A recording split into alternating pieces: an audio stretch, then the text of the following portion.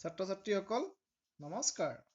মই তোমালোকৰ লগত ষষ্ঠমান শ্ৰেণীৰ ২ নম্বৰ পাঠৰ উৎপাদকৰ বিষয়ে আলোচনা কৰিছিলোঁ।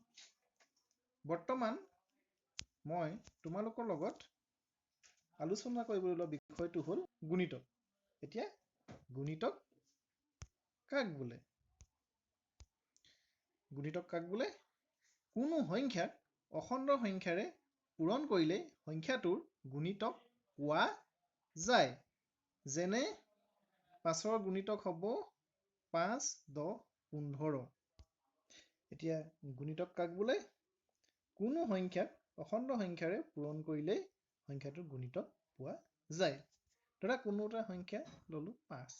৫ৰ গুণিতক কি হ'ব? ৫ক এটা অখণ্ড সংখ্যা ১ৰে পূৰণ কৰা, ৫ এগুণ কি ওলালে? ৫। ৫ক ২য়ে পূৰণ কৰিলে ৫ ২ গুণ ১০, ৫ ৩ গুণ ১৫। ৫ক ৪য়ে পূৰণ কৰা ৫ ৪ গুণ ২০।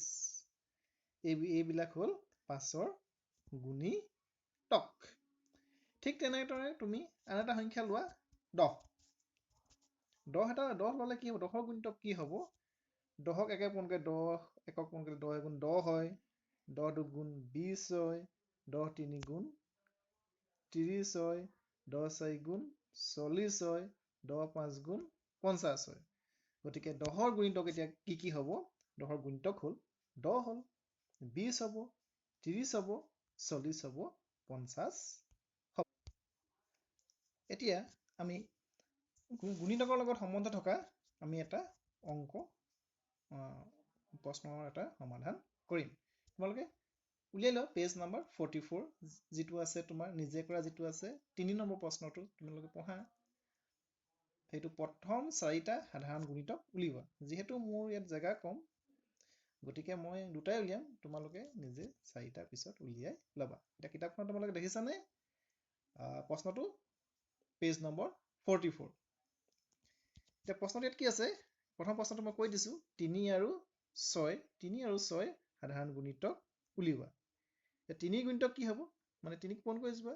তোমাৰ ৩ এগুণ ৩, ৩ দুগুণ ৬, ৩ তিনি গুণ ৯, ৩ ৪ গুণ ১২, ৩ ৫ গুণ ১৫, ৩ ৬ গুণ ১৮। এইবিলাক লিখা নাই,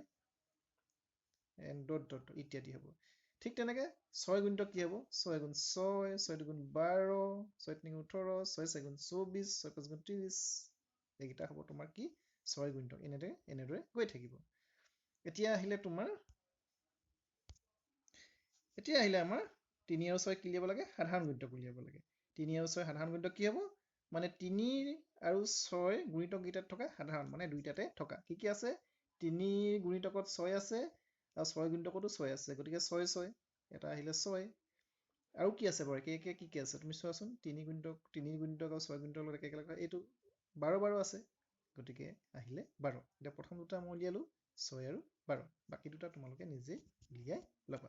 আৰু তাৰ লগতে মই তোমালোকক এটা প্ৰব্লেম দিছোঁ, মানে অংক দিছোঁ কৰিবলৈ। কিতাপখনত দেখিছাই তোমালোকে ৫ আৰু ১০। ৫ আৰু ১০। 5 আৰু 10ৰ তোমালোকে প্ৰথম মানে 4টা সাধাৰণ গুণিতক